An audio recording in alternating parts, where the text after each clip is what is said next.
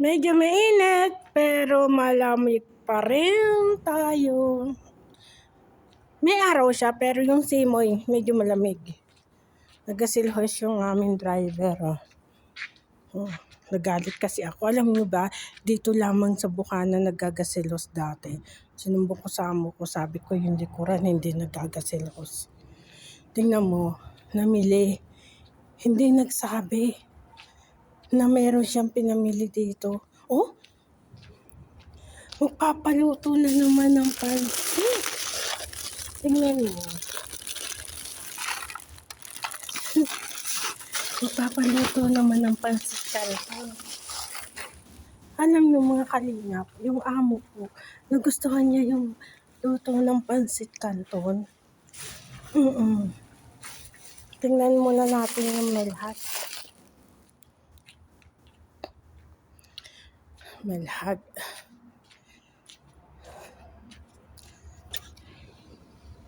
Ay, hindi siya marumi, pero puro tubig. Yun lang, pag nagkasilhos, hanggang dito, pumapasok yung tubig.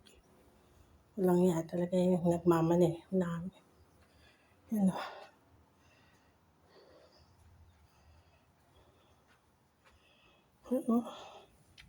Kakainis. Hayaan mo lang siyang bukas. Kakayurin ko mamaya.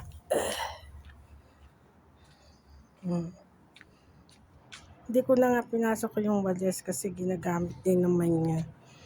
Hindi ko na siya pinasok. Meron pa naman akong walis doon. Tingnan niyo. Pag nagasilos, pumapasok yung tubig sa loob. Yun, hanggang doon, no? Yun, hanggang doon, no?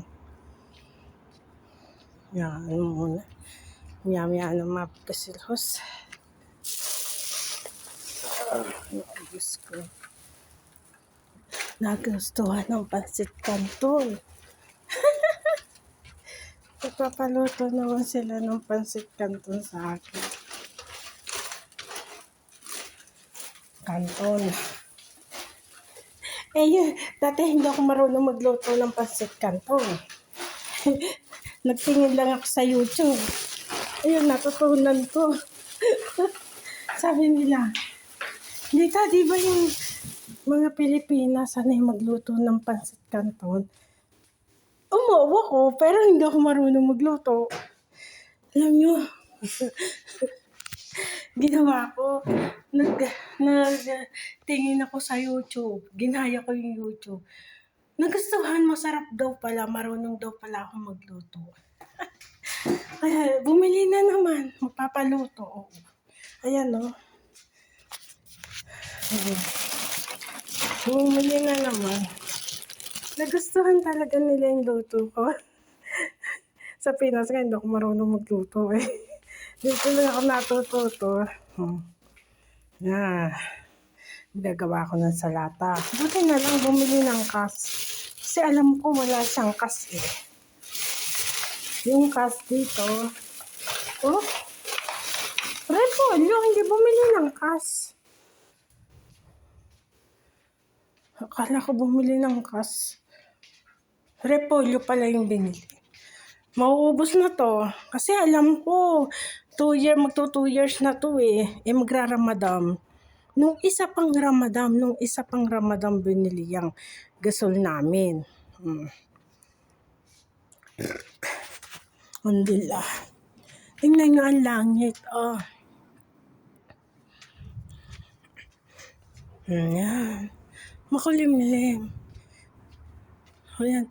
Makulimlim na may araw siya. Mga kalingap. Oh.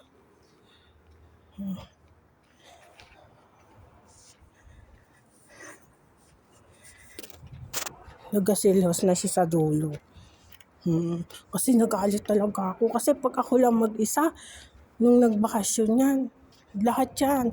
Basta 2 beses pa nga sa isang linggo ako mag-gasilos eh. Siya hindi, tuwing Huwebes lang. Ako Huwebes,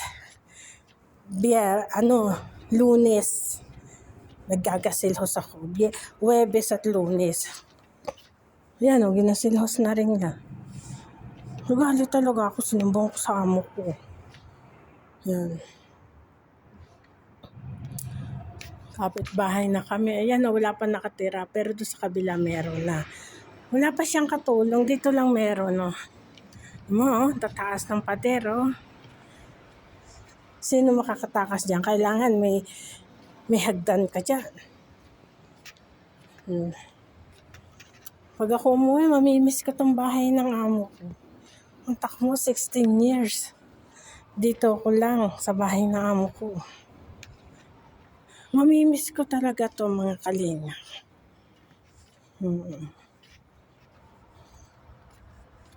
Wala yung kotse na amo ko lalaki.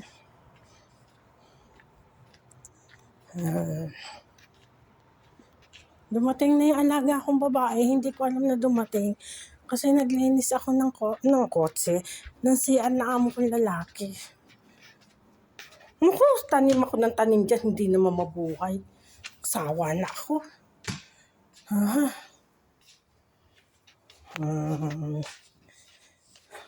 Konti lang hugasin ko, mga kalingap. Pumuna tayo.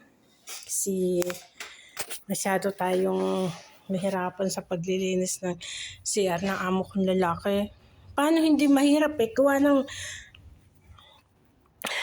napakalaki, may bathtub pa. Para bang, 2 doble o 3 doble na sa mga alaga ko. Ito, pag maraming hugasing at may mga bisita, ito, hugasan niya ng pinggan, oh. Washing ng pinggan. Yan. Bihira naman gamitin niya. Dok na gamit.